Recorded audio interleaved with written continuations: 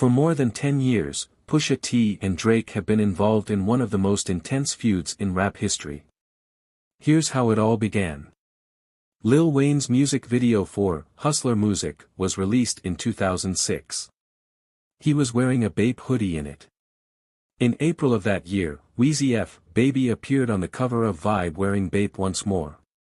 The Clips objected to this as Pharrell Williams, a long-standing collaborator, was well known for creating Bape, and the Clips wore the brand frequently as well. The single, Mr. Me Too, which Clips released a few months after the Vibe cover, made fun of Wayne by essentially labeling him a copycat.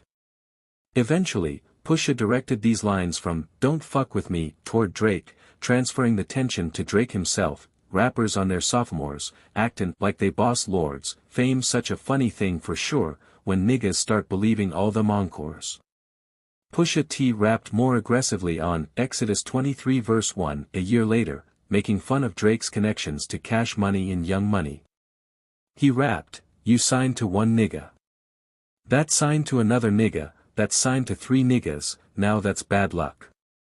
Wayne made it clear that he was no fan of Pusha T with an Instagram tweet.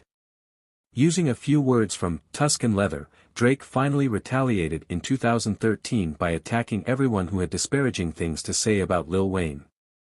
He raps, firing at Bench. "Players talkin' like starters, I'm just as famous as my mentor, but that's still the boss, don't get sent for, get hype on tracks and jump in front of a bullet you wasn't meant for." Pusha accused Drake of employing a ghostwriter on his tracks in 2016 utilizing HGTV freestyle. On the More Life song, Two Birds, One Stone, Drake retorted, criticizing Pusha for mentioning drug dealing in his songs. "But really it's you with all the drug dealer stories. That's gotta stop, though, you made a couple chops and now you think you Chapo, you middleman in this shit, boy you was never them guys, I can tell, 'cause I look most of you dead in your eyes, and you'll be trying to sell that story for the rest of your lives." Pusha raps on Infrared, a single off his new 7-song album Daytona, which was produced by Kanye West.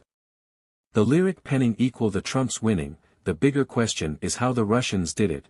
It was written like Nas but it came from Quentin. Quentin here refers to Quentin Miller. Meek Mill alleged Ghost wrote a number of songs for Drake. However, Mill denied that allegation in the past. Within 24 hours, Drake responded with his own song, Duppy Freestyle, a full-length diss track directed at Pusha. He raps on his track, "Man, you might have sold to college kids for Nike and Mercedes, but you act like you sold drugs for Escobar in the 80s.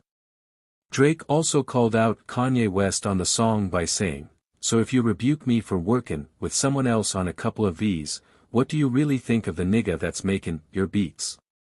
Tell ye, we got a invoice comin' to you, considerin' that we just sold another 20 for you." Drake then posted a photo of an invoice to Good Music for promotional assistance and career revival. The Story of Audie Don, a song about Drake, was released by Pusha T. To begin with, Drake allegedly wanted to use the term Audie Don to refer to his rumored collaboration with Adidas, a cross between the brands Adidas and Adonis. Apparently, Adonis was the name of Drake's son. Drake and Sophie Brusso, a former porn star, are the parents. Additionally, the album art was created by Pusha using a contentious image of a younger Drake wearing blackface. He attacks Drake as a man, rapping, "A baby's involved, it's deeper than rap. We talkin' character." He then proceeds to call him a deadbeat. Then, Pusha T made fun of Drake's family members, made fun of his mother for remaining single, and made fun of his producer 40 for having multiple sclerosis, a fatal and incurable illness. Drake admitted to having a son in his Scorpion album. He rapped, "I wasn't hiding my kid from the world, I was hiding the world from my kid, from empty souls who just wake up and look to debate, until you staring at your seed, you could never relate." Drake described his beef with Pusha as his first loss in the competitive world of rapping, in an interview with Rap Radar later in 2019. Pusha T was questioned on December 7, 2024, about whether Kendrick had won in the rap feud with Drake. 1000%, he said without hesitation. Pusha's strong support for Lamar's lyrical abilities and the effect of his remarks on Drake are demonstrated by his support. Who won the Drake and Pusha T beef? Leave your comments down below.